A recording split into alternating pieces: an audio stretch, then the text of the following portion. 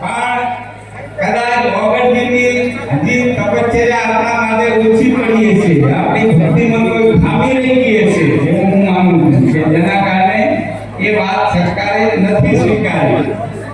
પણ આજે આપણે પ્રાર્થના કરવા માટે આવ્યા છીએ કે આ ઓગણજીની ધરતી છે, આ ધરતી સત્યની ધરતી છે અને सत्य का कभी पराजय नहीं हो सकता, सत्य कभी पराजय नहीं हो सकता.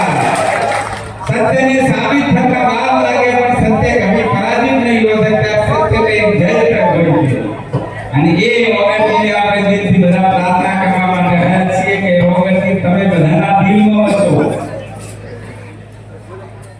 એ અહીં બધાને નોમ લીધા રાજ સરકારમાંથી બળાથી બધાને ઓગણજી એમના દિલમાં વસે.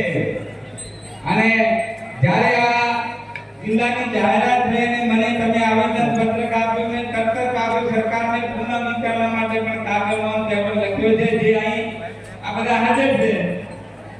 જ્યારે તમે પ્રતિક ઉપવાસ કે આંદોલન પર બેઠા હાથ તારીખે ત્યારે સરકારનું ખેડૂત આવ્યું અને એમાં ભાઈ જયંતિભાઈ, ભાઈ દર્શનભાઈ, ભવનજી, ભાઈ બાપુ સાહેબ અને આપણે 7-8 મિત્રો હાજર હતા અને એમાં મારે જે વાત ભાષામાં જે વાત કરવી હતી સરકારને કરી છે એ સાક્ષી છે.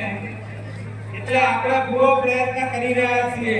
પણ મારી આપને એક જ વિનંતી છે કે બધા સંપે થઈને લોકશાહી ઢબે આપણે માંગણીને આગળ વધારવી જોઈએ. તો વિજય ઓગણજીની ધરતીમાં થશે.